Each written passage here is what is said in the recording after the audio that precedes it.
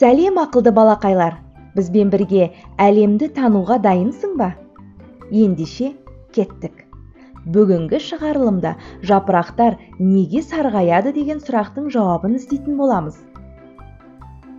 Айналамыздағы өсімдіктер мен ағаштарға назар салсақ, оларға көрік беріп тұрған әр түрлі пішіндегі жапырақтарды байқауға болады.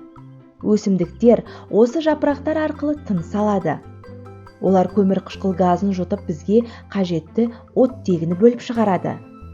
Қаламызды жаман газдардан тазартып қана қоймай, жазғы аптап ыстықта бізге өз көлеңкесін паналатып, салқындауға мүмкіндік береді. Көктем мен жазда қанық жасыл түске боялатын жапырақтардың құрамында өсімдік жасушасына тән пигмент хлорофилл бар. Ол жапырақтың тек жасыл түске боялуына көмектеседі.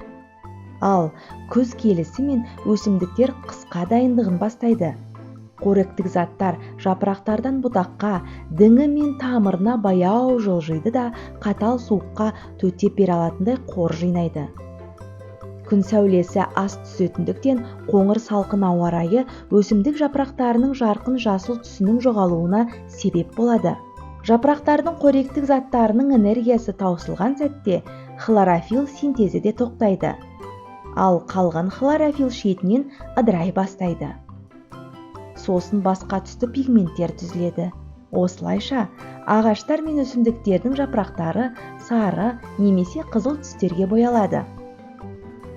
Су бармаған соң жапырақтар құрғап, кебеді де ағаштардан үзіліп түседі. Ауада желмен қалықтап жол жиектерінде жатқан сары, қызыл жапырақтар жерге түскеннен кейін де түсін біраз уақыт бойы сақтай алады. Бірақ уақыт өте келе пигменттері ыдырай бастайды. Керемет күздің көркін ашқан алтын түстес жапырақтардың неліктен сарғаятынын түсінген боларсың деген үміттемін.